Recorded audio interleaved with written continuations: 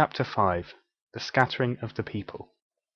At last the full punishment for their many sins fell upon God's chosen people. The words of warning written in the 5th book of Moses had told them plainly that if they turned aside and worshipped the wicked idol gods of Canaan, the Lord would take their country from them and drive them out into strange lands.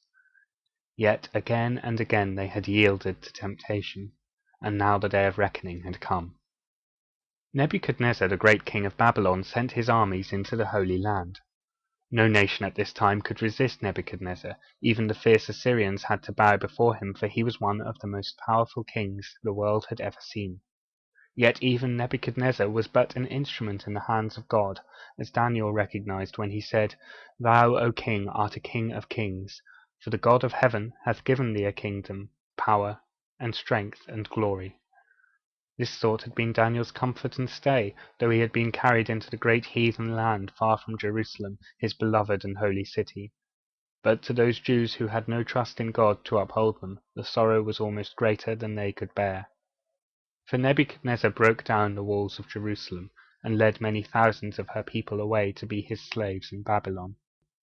"We have taken their treasure of gold and silver, we have laid their city walls in ruins, their temple is bare and deserted, and their gardens of lilies and spices are choked with weeds.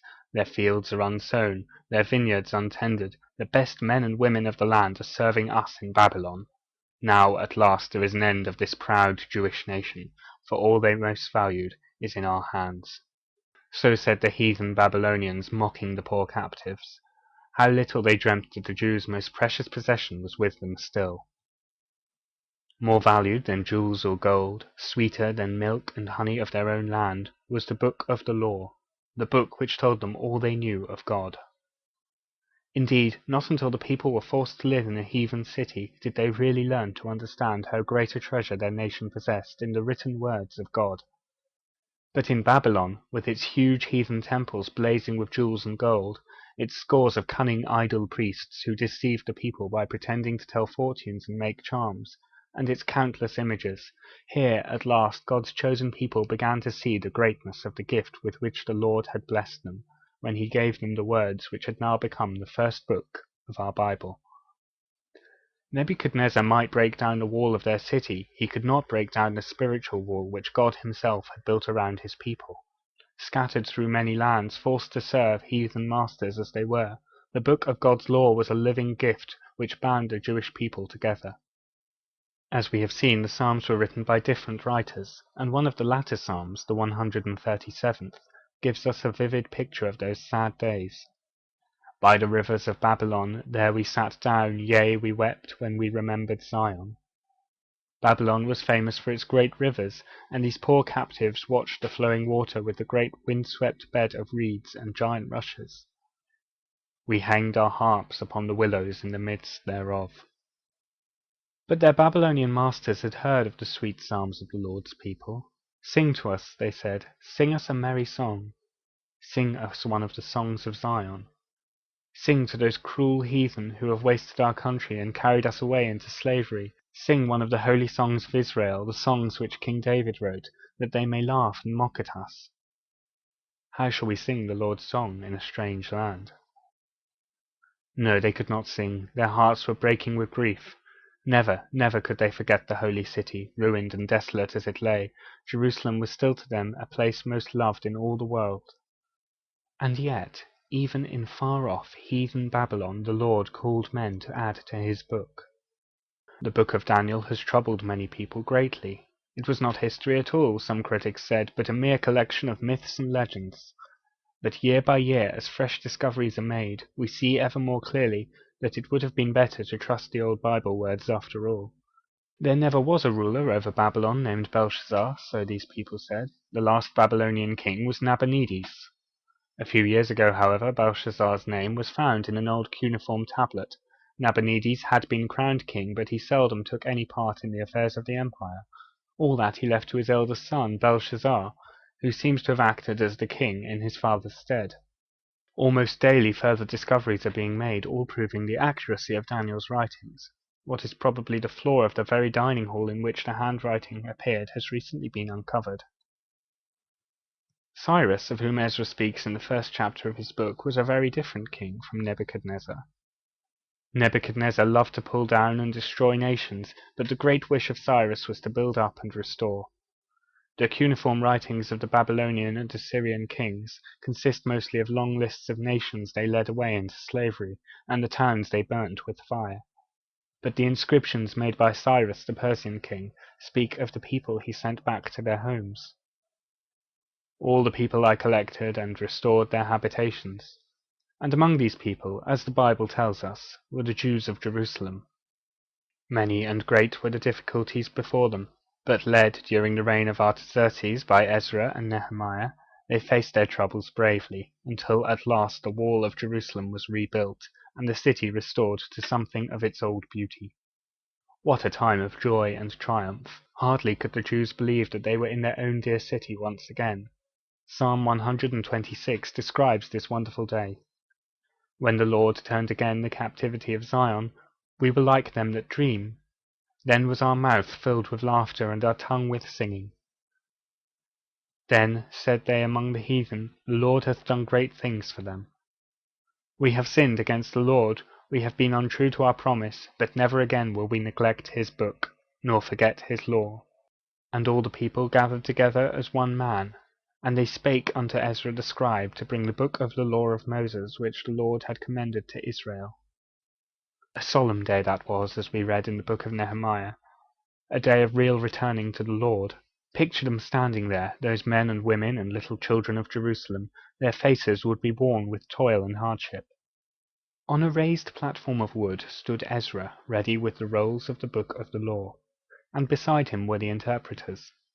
For the people had been so long in a strange land that scarcely any of them could speak Hebrew, that is, the old Hebrew language in which King David wrote. If the law of God was to be impressed afresh on the nation's heart that day, the scribes and the writers and the teachers must translate it into languages of their heathen conquerors. So they read the book of the law of God distinctly, and gave the sense, and caused them to understand the reading. Since those days of Ezra, the Bible has been translated into nearly every known language. It is most interesting, therefore, to read in the Bible itself about what was most likely the very first translation of all. And this not a written translation, remember. Now, when the people heard the words of God's book, they were very sad, for now at last they understood how deeply they had sinned against him. They had been proud of their Bible, and rightly felt it to be a great treasure, but now they saw that the words of the Bible must be shown forth in the lights of those who believe. To honour God's book is not enough, we must obey it.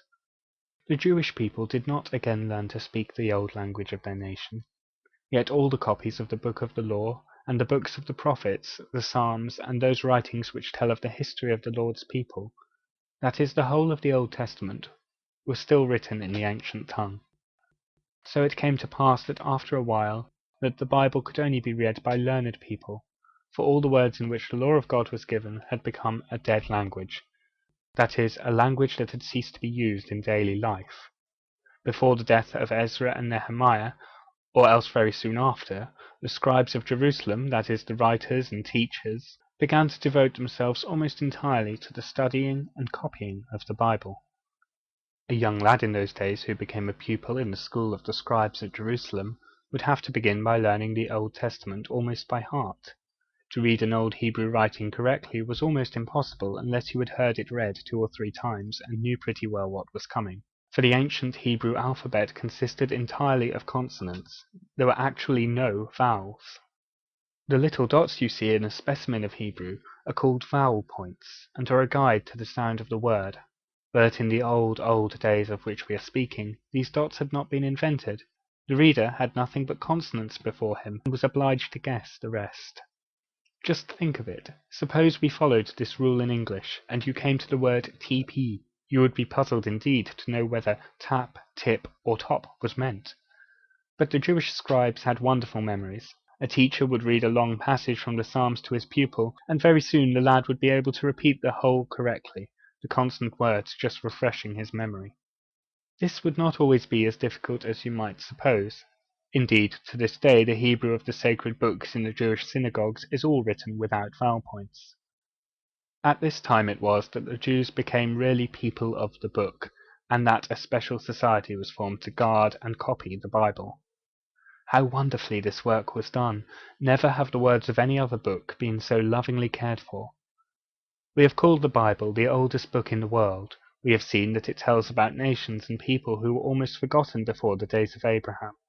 It seems strange, therefore, that the most ancient copy of the Old Testament Scriptures, written in Hebrew and in the possession of the Jews today, carries us back only to the time of our Saxon kings. This is because the Jews' custom is reverently to destroy every copy of the books of the Old Testament, that is, of their Bible, as soon as it becomes worn with use, or blurred with the kisses of its readers. This is a living book, they say. It should look new. God's word can never grow old. So year by year they make new copies directly the old are worn out, and this they have done for long ages. And so careful have they been in making the copies, that although all was written by hand, there has practically been no alteration in the words for more than 2,000 years. God had indeed well chosen the guardians of his book. Let us try to picture to ourselves the young scribe of those old days, with his long dark hair and big serious eyes, dressed in his white robe. He has been very patient and industrious for many months past, working early and late. Now at last he is to be allowed to copy one of the sacred books. "My son," the old teacher has said, "take heed how thou doest thy work.